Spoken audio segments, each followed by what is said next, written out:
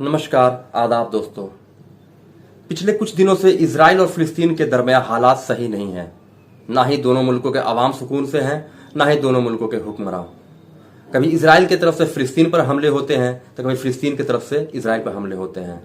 इन दोनों मुल्कों के दरमियान हमलों के बीच बहुत सारे लोगों की जानें चली गई हैं, तो न जाने कितने लोग घर से बेघर हो गए हैं।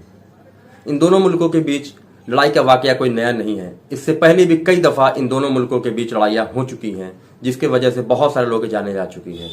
लेकिन मौजूदा वक्त में इजराइल की तरफ से फिलिस्तीन पर बहुत तेज़ और ज़्यादा हमले हो रहे हैं, जिसकी वजह से फिलिस्तीन में हालात बहुत ज़्यादा ख़राब हो गए हैं।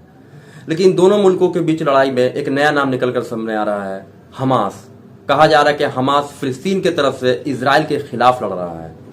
तो आखिर हमास कौन है? कौन हमास का मकसद क्या है और हमास ने फिलिस्तीन के सरजमी पे कैसे अपने पांव पसारे? कितना मजबूत है हमास? कौन उसे सपोर्ट कर रहा है? इन सारे विषय की जानकारी आपको मेरे इस नए वीडियो में मिलेगी। मैं हूं आपका दोस्त और होस्ट शाहजेब इमाम। स्वागत करता हूं आप सभी का अपने इस नए वीडियो में। मेरे जो नए व्यूवर्स हैं, मेरे चैनल को सब्सक्राइब कर लेंगे। तो चलिए आज के वीडियो शुरू करते हैं। हमास, जिसका पूरा नाम है हरकत अल मुकावामा अल इस्लामिया, जिसका गठन शेख अहमद यासीन ने 1987 में किया था, जो इजिप्ट के मुस्लिम ब्रदरहुड के फिलिस्तीनी ब्रांच का हिस्सा थे, जो खुद एक फिलिस्तीनी भी थे।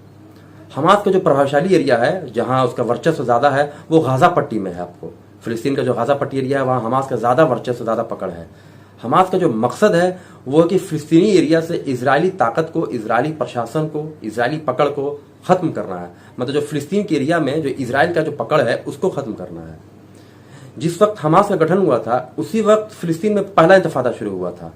इंतफादा मूवमेंट का मकसद था वेस्ट बैंक, गाजा और ईस्ट यरूशलेम को इजरायली पकड़ से, इजरायली ताकत से मुक्त करना। मतलब उसका मकसद है कि वहां से इजरायली लोग को हटा देना और अपना पकड़ बनाना। 1987 में फिलिस्तीन में फर्स्ट इंतफादा मूवमेंट की वजह थी गाजा चेकपोस्ट की घटना।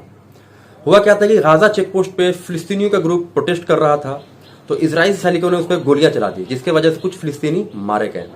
अब इसके वजह से पूरे फिलिस्तीन में जगह जगह प्रोटेस्ट शुरू हो गया, जगह जगह धरना प्रदर्शन शुरू हो गया। इसी दरमियान हमास का गठन हुआ 1987 में।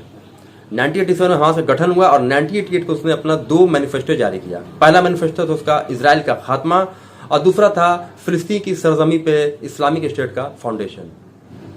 साल 2000 में फिलिस्तीन में दूसरा इंतफादा हुआ। दूसरे इंतफादा मूवमेंट की वजह थी इजराइल के पूर्व प्रधानमंत्री एरियल शरोन का जेरूसलम स्थित टेम्पल माउंट जाना। इस दूसरे इंतफादा मूवमेंट का मेन लीडर था हमास। उसने जमकर सीरियल धमाके और बॉम्ब ब्लास्ट किए, तो इजराइल भी कम नहीं था, उसने मुंहतोड़ जवाब दिया, जिसके वजह से दोनों तरफ के नागरिकों का बहुत सारा नुकसान हुआ। दोनों तरफ के नागरिक बहुत ज्यादा मारे गए। दूसरे इंतफादा मूवमेंट के कुछ महीनों बाद अप्रैल 2001 में हमास ने इजराइल पर पहला रॉकेट अटैक किया। 2004 में यासिर अरफात की मौत के बाद पीए यानी कि फिलिस्तीनी अथॉरिटी की जिम्मेदारी महमूद अब्बास को दी गई, जो हर मामलों में यासिर अरफात से कम साबित हुए। इसका फायदा मिला हमास को, उसका कद बढ़ गया और इसका रिजल्ट दिखा 2006 के इलेक्शन में। उसका रिजल्ट क्या हुआ कि हमास को बहुमत मिल गया। अब इस बहुमत मिलने का मतलब था कि गाजा पट्टी और वेस्ट बैंक के एडमिनिस्ट्रेशन में हमास का पकड़। साल 2006 के बाद फिलिस्तीन में कोई भी चुनाव नहीं हुए आपसी फूट के वजह से। ये फूट है फताह और हमास के बीच। फताह का कब्जा है वेस्ट बैंक पे और हमास का कब्जा है गाजा पट्टी पर। 2007 के बाद चुनाव नहीं होने से हमास का कंट्रोल सिर्फ और सिर्फ गाजा पट्टी तक है। अगर उसको पूरे फिलिस्तीनियों का रहनुमा बनना है तो उसे वेस्ट बैंक को भी अपने कंट्रोल में लेना होगा। लेकिन वेस्ट बैंक में कंट्रोल है इजराइल और फताह का, और इजराइल और फताह हमास को वेस्ट बैंक तक पहुंचने नहीं देंगे। अब हमास ने सोचा कि इस साल जो चुनाव होने वाले हैं, वो चुनाव को अगर जीत जाएगा तो उसका वेस्ट बैंक तक कंट्रोल हो जाएगा। लेकिन पीए ने क्या हुआ, चुनाव होने ही नहीं दिया। हमास को Canada, USA, Israel, European union और जापान टेररिस्ट ग्रुप कंसिडर करता है, तो वहीं Brazil, China, Russia, Turkey, Egypt और नॉर्वे टेररिस्ट ग्रुप कंसिडर नहीं करता है। अभी मैंने हमास का कुंडली बताया आपको। अब मैं आपको बताता हूं कि हमास कितना ज्यादा ताकतवर है और कौन कौन सी मिसाइलें हैं हमास के पास। एक्सपर्ट्स के हिसाब से हमास के पास हथियारों का भारी जखीरा है, जिसमें अलग अलग तरह की मिसाइलें हैं। कासम की रेंज तो 10 ही किलोमीटर है, लेकिन उसकी मारक क्षमता बहुत ज्यादा है। हमास के पास कुछ 101 मिसाइलें, ग्रेनेड सिस्टम और सोजिल 55 मिसाइलें भी हैं। तो वहीं हमास के पास कम दूरी तक मार करने वाले मोटार भी हैं, तो 200 किलोमीटर की मारक क्षमता वाले मिसाइलें भी हैं। हमास के पास M75 और फज्र मिसाइलें भी हैं। अब सवाल है कि हमास को कौन सपोर्ट कर रहा है और उसे ये मिसाइलें कौन दे रहा है। माना जा रहा है कि हमास और फिलिस्तीन को ये मिसाइलें इजिप्ट दे रहा है। उसके सिनाई प्रायद्वीप के टनल के माध्यम से मिसाइलें उस तक पहुंच रही है। ईरान से भी गाजा पट्टी में हमास व अन्य गुटों के पास आधुनिक हथियार बनाने की तकनीक पहुंच रही है।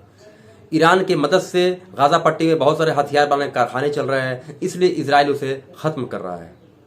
तो दोस्तों, ये था मेरा आज का वीडियो जो मैंने आपको बताया पूरा का पूरा हमास के बारे में। हमास का गठन कब हुआ, हमास का गठन क्यों हुआ, हमास क्या चाहता है और हमास कैसे उभरा और हमास को कौन सपोर्ट कर रहा है और कितना मजबूत है हमास।